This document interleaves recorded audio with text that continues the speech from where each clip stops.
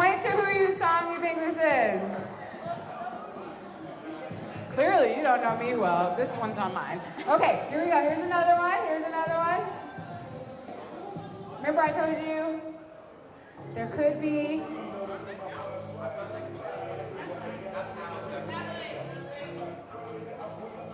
That's my wife. All right, make your decision. Did it go? Okay, I was about to say, don't go off again. So this was actually the one song that was on both of our playlists. Oh, I didn't even know that. So Natalie, you said you only had these like 8 songs. Did you just play them in rotation, or you only listen to music for a short segment? Like, how did that work out? I did. I learned this technique from my husband, Eduardo. Literally, my playlist only had 5 songs. Okay. I put one song on repeat and listened to it for literally an hour, and then let that like dictate my pace for like 1 hour, and then I switched to the next one. And I did that based on, somebody asked a question about like what was my true strategy. Yeah. I did that based on my strategy for like what I was trying to do to get me to the finish line in the amount of time. So you're saying that's why it took me 5 hours and 36 minutes, because I was listening to slow songs all the time? I didn't say that. You said that, but I mean, I'm proud of my 5 hours and 36 minutes and 20-something seconds. All right, we'll do a couple more. All right, what about this one?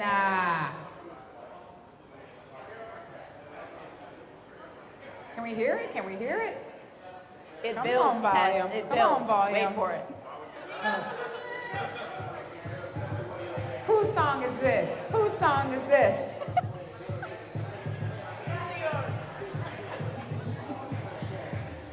All right, make your decision. Whose song is it? I mean, only one person knew that it builds. I didn't know that it builds. Listen to the pace. That would be Natalie's song. It's my feet. All right, It's my couple feet. more. Here we go. Whose song is this? This one builds too, I think. Oh, that's Tess. Also why, builds. that's why she took Hey, if you don't have Sia on your playlist, you didn't train hard enough. Let's go. That's why she took Hold on, we gotta get to the meat of the song. Where is it? While she waits for the next song, don't go away. I don't know if we announced it, but we are going to have a raffle at the end of our talk. All right. Okay, last one, and then we're gonna get this thing started. Whose song is da da da da da? This one.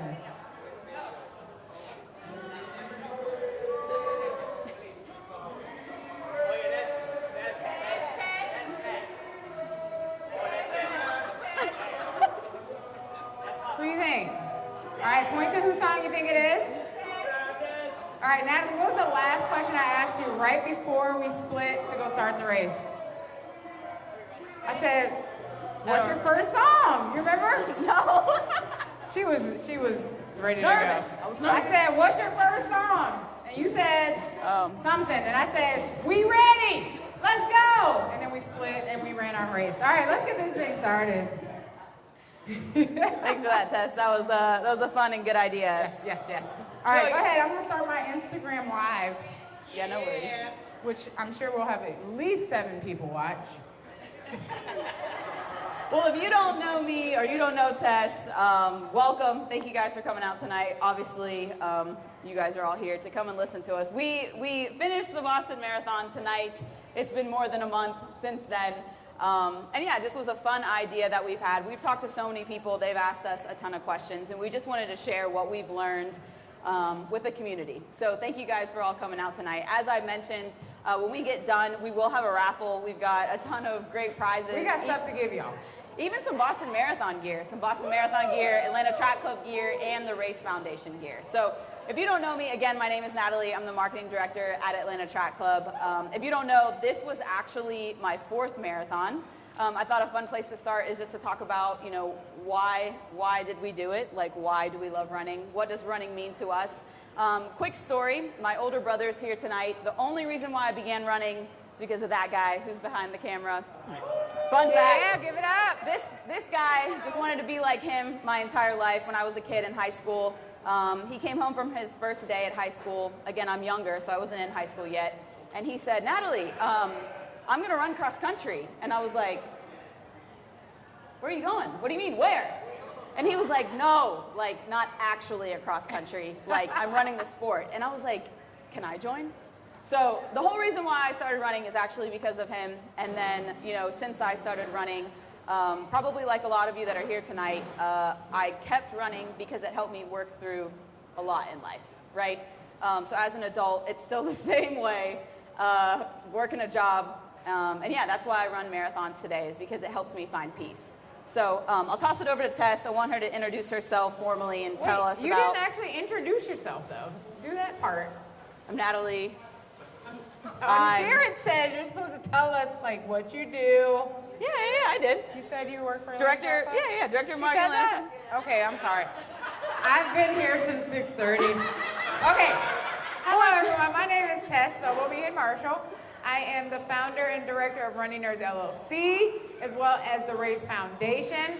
So I guess my biggest why of running is just because I can. Like, that's literally why I do it. Because I think it's kind of badass to walk into a room. I might not say it, but I walk into a room and I'm like, I'm a marathoner. I hope you guys recognize who just walked into Publix right now.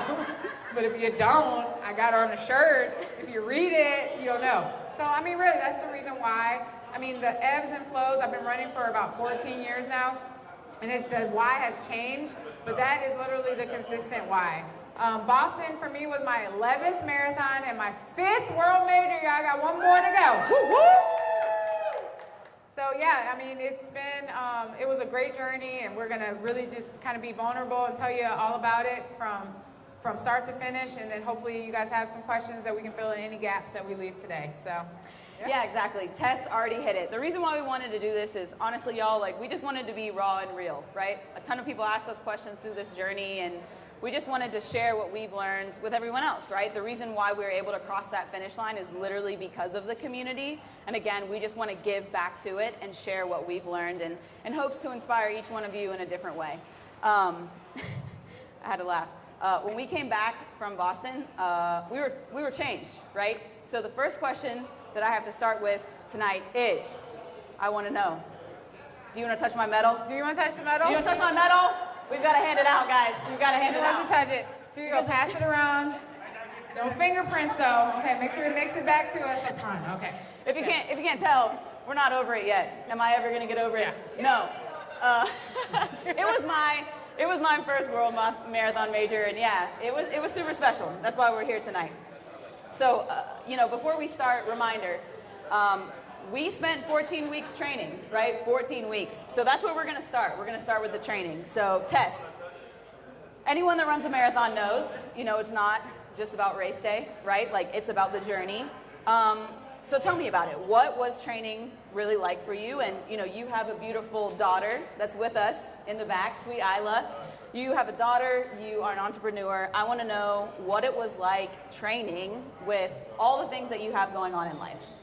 Well, we started, the 14 weeks started literally in January. So I used Polar Opposite as my kickoff to training.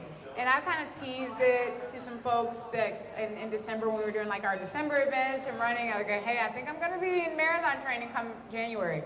So, and my friend Angie's in the front row. She was there for Polar Opposite, and I was like, yeah, I'm going to be training for Boston. This is like the kickoff. So I used that 6-mile run. And I knew it was going to be challenging because marathoning is very different for me now than it was. And again, this is my 11th marathon. My first, second, third, and maybe even fourth marathon, I was trying to PR. I was trying to run. I had, you know, beat Oprah, sub 4:30, like all those were goals. But marathoning has shifted and adjusted over the years with, you know, getting married, having a child, becoming more involved as an entrepreneur. So I knew that it was going to be a long journey, but also I knew 14 weeks was enough. You know, if you're trying to do your first marathon, I would say don't even think about it if you don't have at least 18 to 16 weeks, 16 to 18 weeks. But as an experienced marathoner, I knew 14 weeks was going to be enough. It was enough time away from my family on Saturdays and Sunday mornings. It was enough, you know, having to think about that and be in that mind frame. So that was the biggest thing, is like the beginning, just mapping it out. And another thing we have to do is really map it out, because you and I both have extremely busy schedules, very weekend heavy schedules. We don't have the typical 9 to 5. where we're done and we can turn it off after 5 o'clock. So I had to really like map it out. So I had like this Excel spreadsheet of like when I was going to get in the long run every week. And as long as I got my long run in every week, I knew I'd be okay. What about you? How did that like start for you?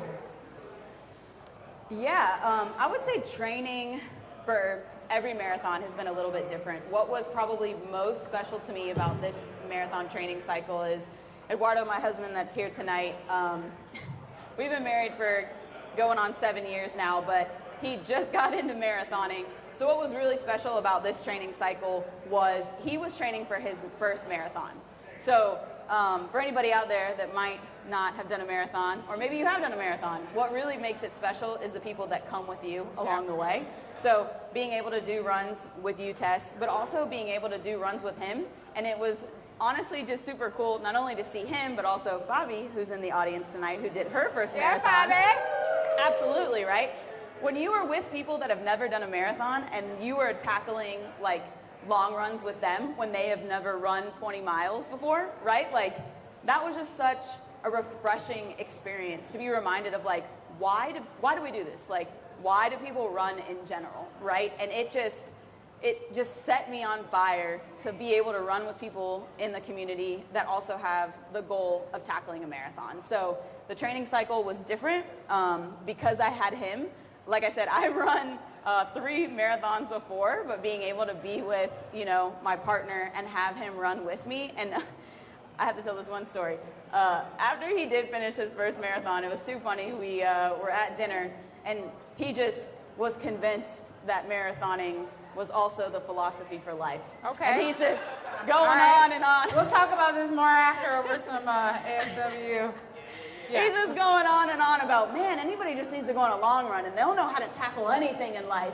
And I'm like, really? It's so funny. I've tried to tell you that multiple times before, but hey, you're so right now. So no, training cycle was great. It was different, but again, it was just super special because of people like him, people like you, people like Bobby, and being able to do that all together. So, I mean, this was your 4th marathon, so you alluded to it already, but like, what was like the big difference with this being your 4th one versus like when you did your very first one? Yeah, I mean, I would say, I'm sure everybody else that's run marathons can relate. Like, after you do one, each one you learn a very strong lesson with, right? And honestly, this season, just the timing of the year with Atlanta Track Club, like we're in the middle of getting ready for the Atlanta Marathon, which is literally one of the biggest things we have going on all year. And it just, more than anything, just teaches you about discipline. And that's really why I love like choosing a goal and like going after it, right? Because it just helps to ground you in like, what does my day look like? I better plan my day out, right? Or else like I'm gonna turn around and I'm not gonna have run for like 3 weeks. Oh yeah. So it helps ground you in what you need to know, that you need to do on a daily basis, especially when you have a lot going on, right? Yes. So Tess, what would you say the role that the community played for you during training, and where did you feel most supported knowing that you started Running Nerds, right? And you know so many people in the running community. Talk to me about where did you feel most supported, or where did you feel most alone, right? Like, let's be honest, like it can feel alone at times. Well, I'll start with, I mean, I definitely didn't feel alone, but there was definitely times when, because we're in a different training cycle. So a lot of people who are doing like New York or Berlin or some of the other like later marathons, they're not training during this time. The people are on like their break from marathon training because the spring marathons, there's not as many. So, definitely trying to find training partners outside of you and a couple other people. But it's where I felt supported. I got to give a huge shout out to my West Midtown Run Club. And I told them, again, in January when I knew I would start training, I was like, listen, y'all gonna see me every week because I got to get this midweek run. If I don't get nothing else in, I'm going to get my long run, I'm going to get my midweek run. So I was consistently there every week with West Midtown Run Club. So having that like support from, I knew someone was going to be there every week. Definitely on Sundays, Saturdays and Sundays, because I had to alternate when I even did some long runs on Mondays, which was pretty cool actually. And then my family, shout out to my husband and my daughter. I would, basically have to give that spreadsheet that I alluded to. I had to give it to Malik, like, okay, this is when I'm running long, so when you wake up, I'm not gonna be there. He's got to make sure that, our daughter is taken care of in the morning. So just being creative around that, but I mean, definitely felt the support of the community, and we'll get into this a little bit about how like social media played a huge role in it, because like when you go and you post your run, those like however many likes and hearts and whatever, that means a lot. It really does mean a lot to know that people are paying attention to what you're doing out there. So Tess, I think that we should jump straight to that, right? Let's go. Y'all, I feel like social media is like a hot topic. All right, let me tell you all the truth. So when we first started, Tess was like, Nat, I'm not on social media. What am I gonna do? How am I gonna raise money? And I'm like, Tess, you got this, girl. Like, let's just be honest. Like, just do what you can. So, you know, you told me from the beginning, you were like, I'm terrible at it. But I honestly think you created some of the most real, raw content. I want you to talk to me about, you know, what would you say to anybody out there who's hesitant to post on social media when going after a goal? And tell us, like, how did you use it as a fundraising tool? I mean, social media is just that. It's a social platform. If you want to tell your story, if you want to, and my biggest thing is being real. You know, like the videos that I posted, and those of you who followed me during the training journey, I got real serious about posting things on social media, creating reels, things like that. But if you want to really like tell your story and help people understand kind of like what you're going through, it's really just sharing the bits and pieces. Obviously, you know, if I'm out there running for 3 or 4 hours and I post a 1-minute reel, you're only seeing the highlights of it. But it just really just helped me to keep in my mind that I'm running not just for me, but for other people. People wanted to see it, and like I think every week when I would post kind of like the 1-minute highlight of my run for that week, and people replied and commented and obviously donated, because I always ended every post with, hey, you know, if you feel motivated, here's some options of how you can support and donate. It just motivated me to keep doing it, and it was really fun sharing the journey. But I'm not gonna lie, I'm okay with not being a social content creator any longer. But it was a lot of fun. But let me go to you. I mean, did you literally have like a paparazzi team following you around throughout the training cycle? Like, you're kind of like, I would post my little like self-made videos. You know, I'd set my camera up, walk out the door, get to the car, set it up again. But like, I think you had a camera crew. Let us in on how this amazing content on Natalie's training journey got made. You're so sweet. Appreciate that. If you guys didn't notice, the 2 guys that are here tonight are my paparazzi. Shout out to Eduardo, my husband. Shout out to Matt, my older brother. Yeah, you know, I was super blessed to be able to have them along the journey, but I wanted to share this kind of funny story with you guys. So fun fact, before we launched our fundraising tool, I went on a limb, right? I'm 34 years old, and I was like, I'm going to start my own personal running social media, right? Yeah, you got a lot of social channels. Like, trying to tag you is like it's a joke. I'm trying to figure it out. No, I honestly, like, as a marketing director, the reason why I did it is I wanted to learn more about it as a tool. But fun fact, so my husband, Eduardo, used to call me Natty Legs as a nickname, but if you Google that, you might not want to see what pops up. Everybody Google it right now. So I was freaking out Natty before we did the announcement about us, you know, starting to fundraise. So I say all that to say, you know, I learned a lesson, right? Like, go out on a whim. Like, try something new. It doesn't matter how old you are, right? Like, we're all just out there in life trying to get a clue and like trying to learn. I am a marketing director and I still don't have the answers to everything, right? But the reason why I did it, even though I was unsure about it, if I'm being honest, at the time, is again because I thought that I could learn a lot from it and then hopefully like use it at my job to make me better. Yeah. So yeah, I mean, and I also just really appreciated the chance to be able to tell a story from my own personal perspective about like what the Atlanta Track Club Foundation is really about, right? Like, I've worked for Atlanta Track Club for 9 years, and like it's been my job to tell the story about what the foundation does. But to be honest, like I've been a little pigeonholed in how I could truly do that. And then when I took this on as like, you know, my opportunity, I was able to tell a story in my own way. And let's be honest, like in life, like how do you reach people but is storytelling. Yeah. And it doesn't matter if you're in marketing or not, like you're always gonna find power in that, right? And so that's why I encourage you guys to like use your own social media, right? Like we live in a time when like we have a tool that you can touch people in so many different ways, whether you're in marketing or not. So, you know, I was really blessed to have people that helped me create content, and it was really special to do so.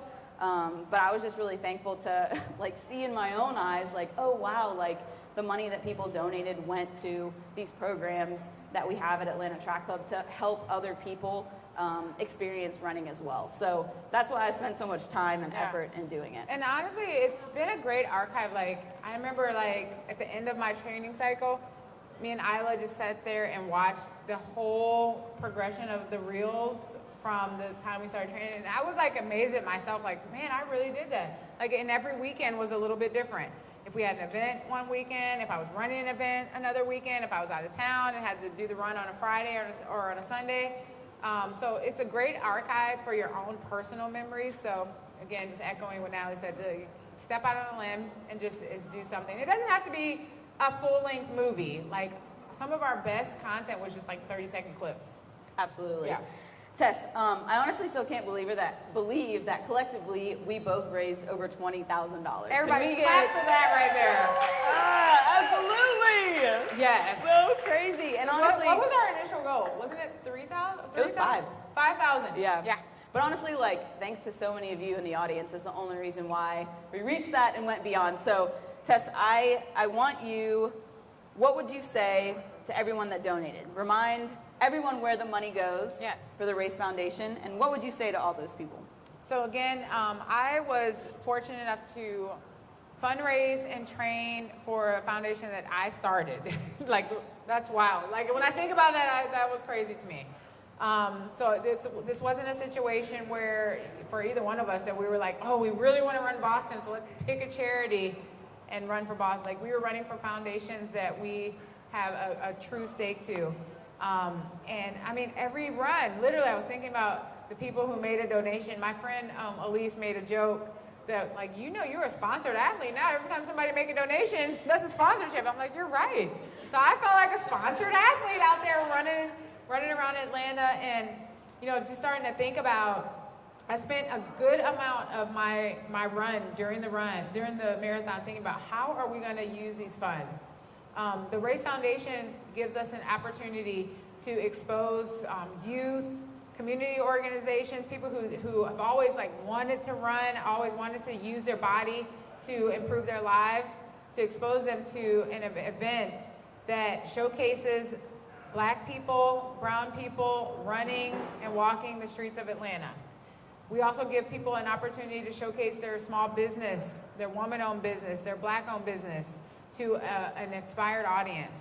So those funds, that $10,000+ that we raise, is going to go directly into the Race 2025's initiatives for this year. And I'm telling you, we're going to do some really cool things. So if you're not signed up to either run the race, volunteer for the race, or participate in our Community Impact Service Day, make sure you leave here today with that in your mind, because those funds are going to be immediately used in the community. That's incredible. Yeah, definitely round of applause for that, for sure. Yeah, what about you, Nat? So yeah, I mean, so I raise funds for the Atlanta Track Club Foundation, and for those of you that might not know, where does that money go? So for us, that goes to all of the initiatives that we do that are free. So if you're an Atlanta Track Club member, or you're anywhere in our community, that money goes directly to our midweek mile and dashes, which are free to kids. Shout out to midweek mile and dash! Isla's a big fan of those. It's like, so like babysitting for like an hour. Okay, go ahead, sorry. No, you're fine. Those are spring, those are during the spring, and those are during the fall. Those are for kids 14 and under. It's a free event, again, for kids 14 and over. It also goes to what most people know is our Kilometer Kids program. So it's a free kids running program in all of Atlanta public schools. Again, if you know somebody that actually is in a place that, or in a school, a parent that's in a school that might not have Kilometer Kids, they can start a program. And again, that we will provide them with a curriculum in order to do so. So Kilometer Kids, our midweek mile and dashes, and then also our elite program. So a lot of people don't know that at Atlanta Track Club, we have an entire elite team that's dedicated to try to get to the Olympics. And so some of those dollars also get put into that. And then last but not least is we do have a partnership with Atlanta Public Schools, and we put on coaches clinics, we put on cross-country events for all of those kids, and each year the different things that we do with them increases. So that money honestly just gets poured back into the Atlanta community and touches people, touches kids that might not necessarily have ever been exposed to running. So those are where those dollars go. If you don't mind, if I can give a quick testimony to the power of Atlanta Track Club Foundation. You know, again, you all know I have a 4-year-old daughter, and as soon as Isla was able to walk on her own, I was like, you're signing up for anything Atlanta Track Club's doing. The programs, the race events, the midweek mile and dash, they're just so top quality, high quality. You know, my friend Angie here in the front row, you know, she had kids that came up through the Atlanta Public Schools, and I don't know if you had access to what they currently have, but I mean, it's just amazing, the programming, because you hear a lot of people complain about like there's not enough stuff for our kids to do, but the access and opportunity is there, it's growing. So if you at least one time in your running journey, don't mess up the jacket, make a donation to Atlanta Track Club Foundation, just know that that money is being poured right back into the community, and the programs are amazing, awesome, and my daughter personally looks forward to it every week. So thank you guys for the work that you do. Absolutely, absolutely. All right, Tess, we talked about training, we talked about fundraising. Let's get to the juicy stuff. People want to know, what was race day like, What was Tess? it like? What was race day like? Talk All about right. the logistics. It wasn't just the race. So you know I'm the logistics queen, Running Nerds LLC, shout out. So I will tell you one thing. The reason why people rave about Boston is because it is a well-oiled machine. And Natalie, you know, I mean, I know you're in marketing, but you also still got to move some boxes and cones and stuff every once in a while on race day. Absolutely. It is the most well-oiled, like as long as you read your email, and I know some runners have a problem with that, everything is laid out. It is so, it's just like perfect. Like when you get there, you know exactly where you're going. Like the expo, like I got all kinds of tips on like what time to get to the expo so you wouldn't have to wait in line and da-da-da. It's just a well-oiled machine. Everything was perfectly laid out, all the way up to a race day. Like Natalie figured out very quickly during our training cycles that I am a on time, maybe slightly after the time that I'm supposed to be there type of person. And she made a comment to me during training like, hey, as long as you're there on time for race day, we're fine. And like, I don't know why, but that comment, I never told you this, that comment sat with me. And I was like almost late for race day, but I got there.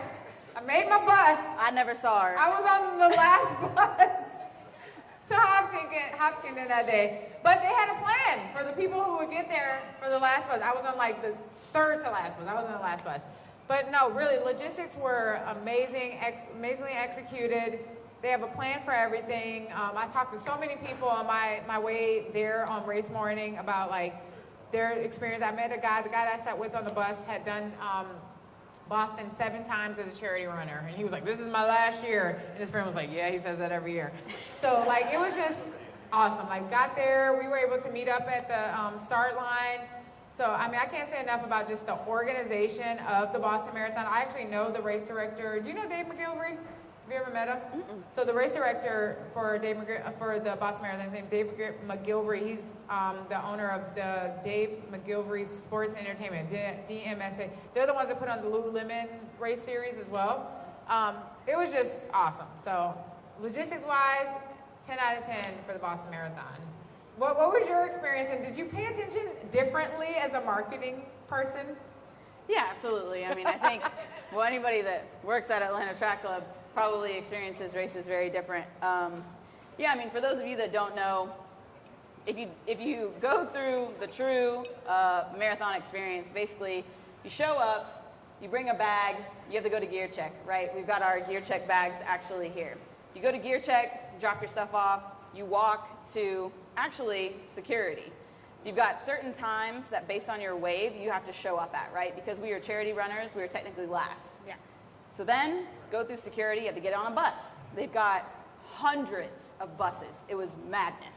You get on a bus, you ride a bus for 45 minutes. Honestly, the middle of nowhere, in this small town, Hopkinton, which is where it starts. You get off the bus, you go to a high school. At the high school, everybody's taking their clothes off. not all of them, just their extra layers. Sorry, clarifying, because it's freaking cold. Everybody's snacking, right? They're going to the bathroom, and they've got just a ton of volunteers that are collecting all the clothes to then donate them, right? So then once you do that, fine test, then we walk another, honestly, almost a mile. Yeah. So before we even started the race, we probably had at least 2 miles on our legs, right? And then because we were last, it was pretty funny. You guys probably can appreciate, you know, at races, it's typically like runners set and then blow the horn. There was none of that. None of that. None of that happened. It was just, we were walking, and then all of a sudden And it was like everybody just started running. you should probably go. So, a little wild. We're doing it. Yeah, I mean, honestly, I just had to appreciate that it happened and that we were there. And we were actually, late. I don't know if you know this, but I ended up starting before you. I didn't know that. Because she was scheduled to be, let's say, corral 4, and I was in 6. So, like, I dropped her off, and I thought I was walking backwards, but I just kept walking. And then all of a sudden, like you said, we were starting the race. So, and did you get that video I sent you of you passing me? Yeah. So Natalie quickly caught up to me and passed me, and I just took a video. I was like, she's in her zone, y'all, so let me just take this video. But yeah, it was literally just, I mean, it was very organized, but you just started the race. Yeah, there's just so many people, and honestly, it really is a small town. So, like, there's just a limited amount of space. Yeah. One of the questions I did want to touch on that a lot of people asked me was like, you know, what was one of the favorite things that happened to you while you were out on the course? And I wanted to tell this story because it really shocked me. So, something really cool. If you ever run a world marathon major, my one piece of advice, if you don't remember anything else that I said tonight, is that you should wear a shirt with your name on it. All right? Woo! And I got to give a huge shout out to Fabi in the front row because she helped. Well, actually, she made it.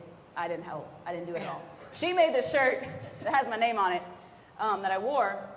The reason why I did it is actually because of Ronell, that I'm sure you guys all know from our races. He did that when he ran Boston. So the reason why I did it is because he said that there are people on the course, like literally you can just tell it's like a game. It's like a game to them. They just want to call out everybody's name. Like they're just so excited just to cheer every single person on. So anyways, Bob Wells, who is our training coach at Atlanta Track Club, wrote me this really long email the night before the race. Bob wrote a long email? He Shocking. sure did. Wait a minute. Part of his advice was in the first 6 miles of the race, you really go downhill. And he was trying to tell me that you need to keep your cool, right? So I start the race. He's like, Natalie, in the first 50 feet, you're going to be freaking out. It's the Boston Marathon. There's so much energy that's built up. You're going to be thinking, oh my God, I'm running the Boston Marathon, which is absolutely what was happening. And it must have just been the first half a mile. And I saw this woman. I stayed to the outside because I just wanted to stay calm and like kind of be in my own moment. And it's so crisp, it's so clear. This woman, that people already started calling my name. They were like, Natalie, you've got this. Go, Natalie. It's incredible. You've earned this. Da, da, da, da. And this woman, I locked eyes with her. Locked eyes. I don't even know how it happened. How is that possible? I'm moving so fast. At least I thought I was. And I locked eyes with her, and she wasn't even yelling. It was almost like a whisper. And she just said, you've got this, Natalie. And I'm shaking because I can see her face. It's so clear. If I could draw her face. But no, it was crazy. So I was really close to my grandma, my mom's mom. Mama Suzanne's here in the front row. And she's been gone for many years now, but she was really special in our lives. And, a lot of excitement, a lot of energy. I really wanted to hit my goal. There's just so many emotions that you have. And in that moment, I just felt like I had my guardian angel that was like speaking to me through her, And I was like, dang, that was my Nina. And she told me, you've got this. And that's all that I really needed. And after that, I kind of took a deep breath, set into my pace, and I was like, she's right. I got this. And so I was good after that. What was your goal going into? Yeah, clap for Nina. Clap for Nina. What was your goal going into the race? So funny. If I'm being really honest, my goal was to beat Eduardo's first marathon time. He finished 3:49. That was my goal. Hey, water. Yeah, that deserves Saved a little bit for number 2, but good job. That was my real goal. My second goal was the PR, which would have been anything faster than 3:59:12. I didn't beat either one of those, but that's okay. I just missed it. Love you. Appreciate it. Thank God. I missed it by maybe less than a minute, but that's okay. That's okay. But back over to you, Tess. Tell us, what was one of the highlights of your race? Tell us. So everything you said as far as like the start, totally true. Like I'm one of those people, like I don't like to know too much about a race going into it, but I did read like the first 2 or 3 miles. Everyone ranged. It was like the first half mile to 7 miles was downhill. Like I heard every story, but I knew it was going to be an easy start. So I tried to like rein it in, make sure I wasn't like going too hard.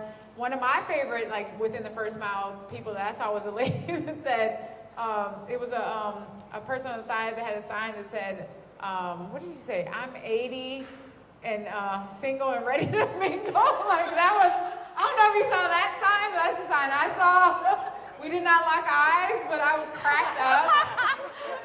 Single, 80, she said, it said, I'm 80, single, and ready to mingle. I was dying laughing for like half a mile. So that helped slow me down a little bit. But I knew, so there's a couple things. I knew that our good friend Crystal Acor was on the course. And for those of you who know Crystal, Crystal ran Boston last year and missed the cutoff time by like literally like 2 or 3 minutes.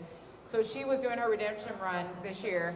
And I was like, okay, I'm gonna be on the lookout for Crystal so I can give her a encouragement. Me and Crystal did a couple of training runs. And then my biggest thing was my family. I knew where they were gonna be. Malik, Isla, my best friend Shanta, I don't know if she made it out here today, my best friend Shanta, and my cousins, Sherry and Sue, who have been to 2 of my last 3 marathons. They were all out there, so I was like looking for them. They were texting me like, hey, we're on the left side at what were you guys at, mile 9 at first? And so like looking for them, that was huge for me. For those of you who watches the show Insecure, or has ever seen the show Insecure. So at the expo, I ran into the guy that played Issa's brother. So I saw him at the expo. He didn't see me, I saw him. So I went on, and I didn't know his name. So I went on and Googled that night, like, he's his brother, and I found his name. His name is Jean something or another. He was fundraising for the Boston Marathon. So I made a $10 donation to his fundraiser the night before, and I was like, oh, I'm gonna look for. I ended up seeing him on the course. He was struggling, y'all. He was struggling. Gave him a little pat. I was like, hey, keep it up. Loved you on Insecure. Gotta go. Not the So this is all within like the first 10 miles of the race. So my first 10 miles were just like trying to keep it in, looking for my family, reading the signs, taking it all in, really just taking it all in. I know we're gonna get to like where it started to get tough, but really like they say, the first like 10 to 13 miles are pretty manageable. It's like the easiest Publix you would ever do, if that even makes sense. Yeah. For those that have done it. All right, so we're gonna pivot to some questions from social media, from some people in the audience today. Shout out to Austin. All right. First question sponsored by him. So Austin wants to know, what was the difference between Heartbreak Hill and Cardiac Hill? Can I start? Absolutely. So Cardiac Hill, you actually know where it starts and finishes. I had no idea where Heartbreak Hill. There were so many iterations of where it started and where it finished. So that's my answer to where did it actually start? I still don't know when it started. Because when I would pull off to the side and be like, hey, is this Cardiac? They were like, no, honey, you ain't there yet. So, I mean, what was your experience? I still don't know where the hell I was. Yeah, I think it's probably good to share some context. So if you're looking at the course as a whole, to her point, people say the first 6 miles straight downhill, right? 6 to 14 are about rolling. Really 14 to 16 are still slightly rolling, but you're starting to go up. And then honestly, 16 to 21 are just up. It's the Newton Hills, as they call them. Yes, the Newton Hills. Heartbreak Hill is mile 20 to 21, and the reason why people hate it so much is because it's mile 20 to 21 of a freaking marathon. Of a marathon, right. And most people just hammer it the entire time until they start going up those hills. So yeah, if I'm being honest, that's really where I messed up. I even hate to admit it because I like to say that I love hills. It's a personal motto that this guy started, but I thought that Heartbreak Hill was 19 to 20, and it was actually 20 to 21. So you weren't even like me where you just were just running like, when is it gonna start? no, I was just really frustrated because if I'm being honest, everybody around me was walking, and it was just really tough because I was like my blinders were on that I just didn't want to look at people around me, and I just wanted to stay in my zone. So. And then when we got to that banner that said, "You have conquered Heartbreak Hill," weren't we still going uphill? Yes. Okay. You were. That's why I was so confused. The banner was like, I swear to God, it was like as big as this friggin' backdrop right here. It was. But we were still going uphill. Like, you passed it and you were still climbing. So like, technically, if you compare it to cardiac, I honestly feel like it was worse. But again, it's because cardiac's in like a 10K and like that's in a marathon. But it's a really good question. Yeah. Let's see. Next, someone else in the audience. Let's see if she's still here. Actually, yes. She asked specifically, Tess, tell me about your nutritional plan leading up to the race, and what energy supplements did you carry to get you across the finish line? Yes, artist, thank you for that. I laughed when I saw that question. So this is during the race or nutrition while training? Leading up to the race, she specified. Okay, leading up to the race, I just ate to live. I'm just going to be honest. I did cut out heavy carbs, and I was really minimal on the beer and alcohol because I'm a beer girl. Shout out to beer. Shout out to beer. But I cut back a lot on like breads and carbs. I actually lost a few pounds during the training just because I was cutting out carbs and a lot of beer. Absolutely. But race day, I was actually a Martin fan before, and Martin was the preferred that we got Martins along the course. So I was looking at like getting those Martin gels. I was like, oh, I'm restocking for what I already would have bought. But I actually bought honey stinger waffles was one of my favorites. But also just regular food. Like I took any fruit that people were offering while we were running. Definitely any water, even between the water stations. One fun fact about Boston, they have a water station every mile. Mm-hmm. Most marathons and even world majors are every 2 miles. Every single mile, starting at mile 2, we had a station. It almost got to the point where I'm like, okay guys, we get it, you have water. But I try to at least take something, even if it was just a sip, every station. And what was it, Gatorade on the course? It was Gatorade? Yeah, Gatorade. Gatorade, Martin, and water. I'm trying to think, what other questions do we have from the audience? Lauren asked, what was our training like leading to race day and our race day strategy, and did we stick to it? Yeah, I can take that one. So training leading into race day, I followed Atlanta Track Club's in training program. Absolutely. So typical of a marathon, right? You build for your long run, and then once you hit that longest run, I hit I hit 20 miles at least twice, and then I tapered from there. So I tried to stick to basically that training program for the most part. But as far as race day strategy, again, I was super thankful because Bob did write like a super long email to try to really get my strategy based on exactly what the course was. Which, that's why I shared with you guys kind of what that course was really like. My strategy was, again, I was trying to beat Eduardo. And one of the last pieces of advice that I got from somebody right before I ran was to take a chance. Hey, it's the Boston Marathon, take a chance.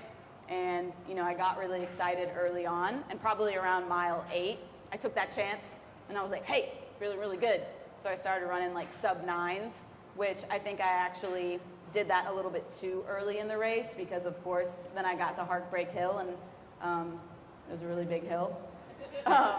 Big hill. Something really strange actually happened to me that hadn't happened to me in any other marathons. I cramped up really bad to the point where I was like running like almost like this at one point. So yeah, I mean, I like to call myself the pace queen, but unfortunately I failed. and I think that's really where I went wrong. But y'all, I'm literally hearing this for the first time. We haven't talked about Yeah. our marathon experience, so.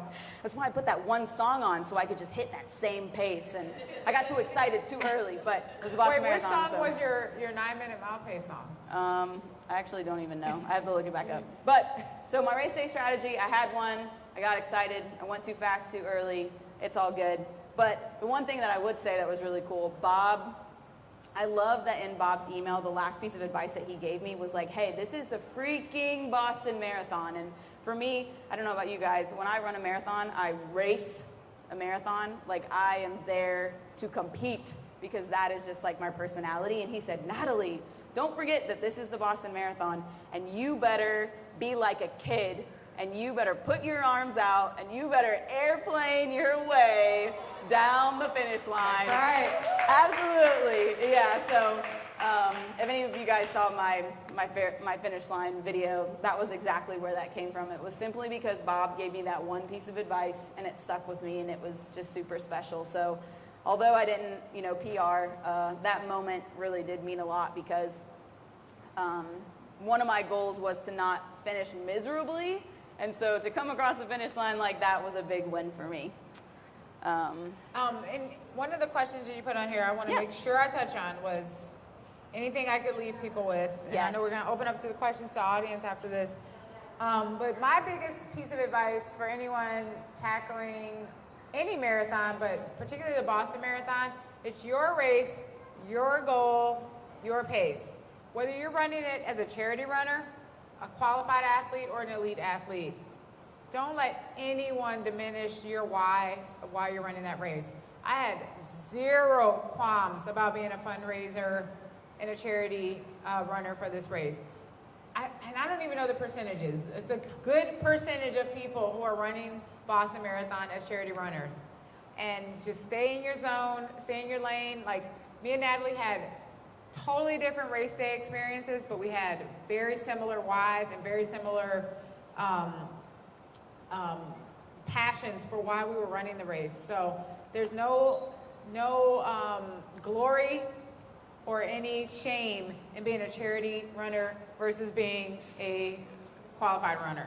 So that's my biggest takeaway. And Boston gets a lot of flack for being elitist and things like that, and I understand it, but I never felt for 1 second like I wasn't welcome to be a part of that event.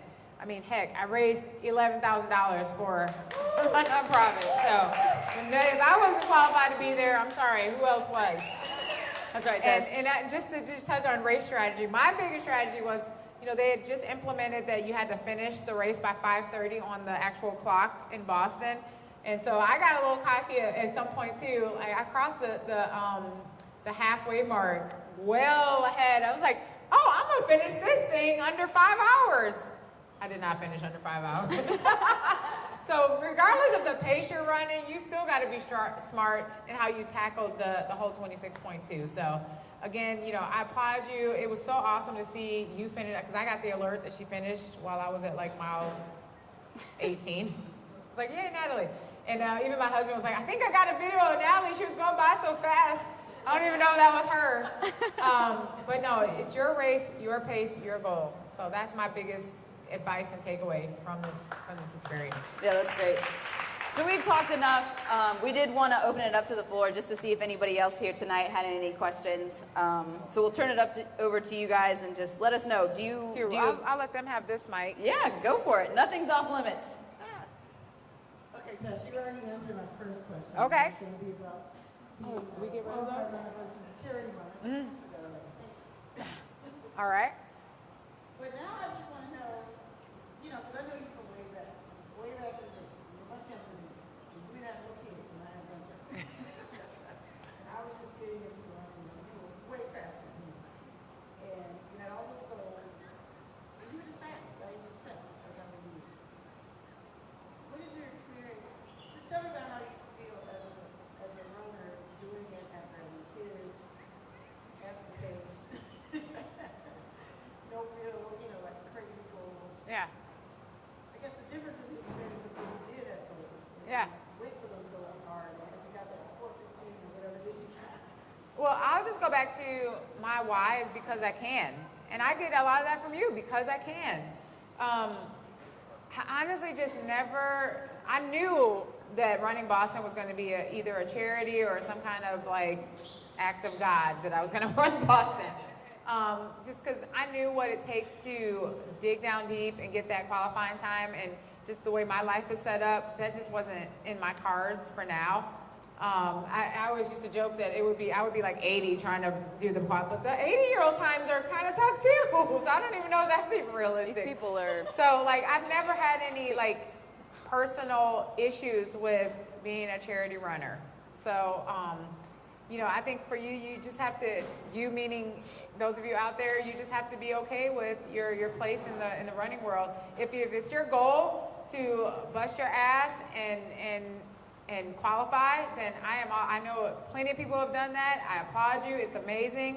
But for me, that I was okay with that not necessarily being my path, because I mean, I'm doing a lot of things. I'm a race director. I'm a mother. I'm a wife. I'm a running community leader, and I'm okay with where I am. And I'm so proud of the fact that I was able to raise funds for the Race Foundation. So, yeah.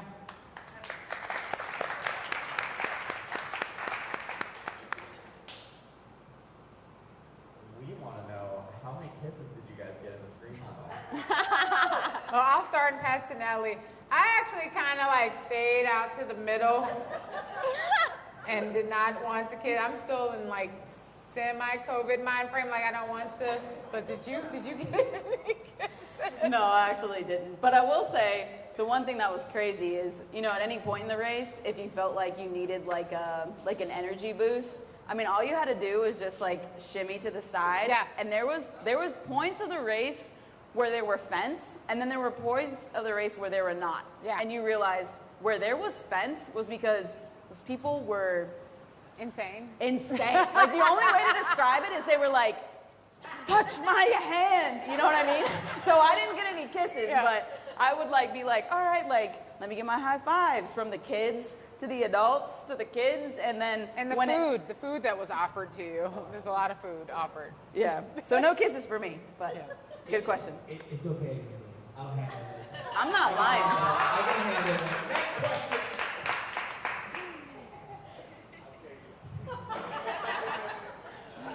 Hello. I've never run a world major before, but I've run marathon, and I know you both have. What would you say makes Boston and particularly a world major like different? Because I always hear things about, oh, world major like special and like blah blah. Like, I never run those, so I don't know. So what would you say makes it more special or less special than the other marathons that you've run before? Yeah, that's a really good question. So my other 3 marathons weren't world marathon majors. Like I said, this was my first. And it really is like, I would say something, to understand it completely, like you really do have to experience it. When we were in Boston, I mean, anybody, the whole entire town like truly does get behind every single runner. Like, because in Boston, like Boston Marathon Monday is called Patriots Day. Like, everybody shuts down, everybody's off of work. It's just like an entire event for like people to go out and just support the marathon. So, you know, that's something that we've always strived to be like here in Atlanta, which we haven't gotten to yet. But I mean, it's almost like you're a celebrity, which is kind of crazy. People want to know who you are, where you came from, what your goal is, what was the marathon like, right? Even right after the marathon, we walked to a place to get dinner. And we walked in, I had my medal on, and the restaurant, you just went down some stairs, and as soon as I like towed inside the restaurant, I mean, everybody just erupted in like, oh my God, congratulations. And the whole menu was dedicated to the Boston Marathon runners. They had deals and discounts just for that, and they were just handing out free drinks if you ran the race, right? And this is like later in the day, because we started at 11. I didn't finish probably until 2. And so this is like way later in the day, right? Where here it's like, clear the roads, the race is over, like you've had enough. So it really just is the community that gets behind it, and you could just tell the whole town just wants to celebrate you. Yeah. And, you know, I've done, like I said, 5 of the world majors, and the big difference, well, logistically, the big difference is most of those are just marathons, so that's the only race. We're not talking about half marathoners and 5Kers and things like that. So that's a huge difference. And then, like she said, you know, the town gets behind it, and it's just like, it's almost like every brand is represented at these events. They really go above and beyond to make you feel like you have made a good decision in your life to run this marathon. Yeah. And I mean, really, I think the world majors they live up to the hype. That's what I'll say. And someone asked me to choose like what my favorite one was so far. And you can't choose because like every one of them has like a special, like the cities that are included in the World Marathon Majors are top-notch cities, destination cities. But yeah, it really is worth the hype. But I also love my experiences at the small town marathons too. So they all have their place. If you're a person that doesn't like a lot of crowds and a lot of hype, then the World Marathon Majors are not for you because it's a lot going on. It's a lot of people. It's a lot of energy and attention. And I'll mention this. You'll see my shirt over there. I chose not to put my name on my shirt because I knew that I would be hearing my name for 5.5 hours. I did that in New York, and like you said, in New York, anyone who saw it, test 3 letters, it was easy to pronounce. So like if you decide to put your name on your shirt, just know they gonna say it, your name. I know, right? Then they'll be like, oh, good job, girl. Got another question? What's the best piece of advice to give someone who's never been on a marathon before and wants to run one? So I'll just stick to it's your race, your pace, your goal. Like don't compare your journey to anyone else's journey. First-time marathoners, you don't know what it's going to be. Like every marathon experience is different. My first marathon was the Chicago Marathon, and I trained and traveled to Chicago with about 12 other women from Atlanta, and we had 12 different experiences. Your race. Yeah, that's a really great question. I'm glad that you asked that. So I would say specifically because if you are in Atlanta, the one thing that I would say is you should go out there and you should just tell someone your goal, right? Like at Atlanta Track Club, we like to say, this is running City USA. Go out there in Atlanta, tell someone your goal, and literally be so surprised to see who shows up for you. Yeah. I like get chills thinking about it, but this is what just sets me on fire, right? Like the running community in Atlanta wants to show up for you. You just literally don't know it. If you sign up for a marathon, you go and tell people, a couple days before the marathon, you go on your social media channel. Hey, if you didn't know, running a marathon, I'm asking for advice and words for encouragement. You will be floored. People that you haven't talked to 20 years, however old you are, they will message you, they will tell you that they are so inspired. Yeah. Like, just there's something in life about like finding a goal that you're passionate about and just going after it with everything in you. And especially with running in the Atlanta community, like you should just do it. Even if you're terrified and you don't know what you're doing, just tell somebody what you're doing and people will show up for you in a way that you never even thought was possible. So that's what I would say. Cool. Well, any more questions? I think that's a good place to end. Can you see? Yeah, go for it. So just a reminder as we close out, we do have our little Raffles. show and tell over there. We do have raffles. So we need to get the raffle tickets out. Look in the Dragonfly bag, and there's a bucket with raffle tickets. Can Yeah. someone help give raffle tickets out? So we need one side and then keep the other side. Listen, y'all, we got stuff for everybody. That box over there with the shirts, Malik, can you show them the box of shirts over there?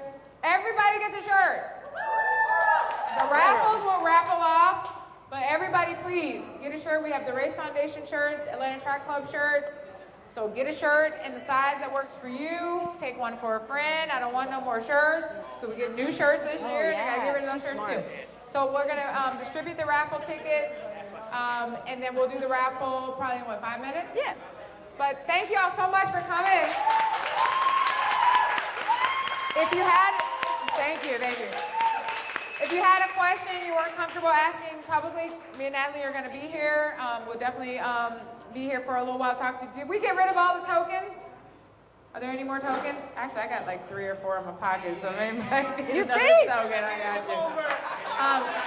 Thank you so much to ASW for hosting us tonight. Y'all give it up for ASW. Do you want to? If this is your first time here, make sure you come back. You can come here, drink, eat, and be merry. They do host private events if you need a private event space. She needs the other ones. Thank y'all so much. I'm gonna put the music back on. Y'all can keep guessing in your mind, whose song is that? Thank y'all. And it's last call. Last call. Oh. All right, let me get rid of these tokens then. Hold up. Oh no. I ripped it. Shit. All right, whose song is this? That's mine. That's mine. Bye, Instagram. I hope like wanna go 7 get another- people join. Adios, goodbye, ciao, ciao. Hopefully I don't delete this by accident. Do you want to go Sorry, get another it's not one? edited. You want to go get another drink?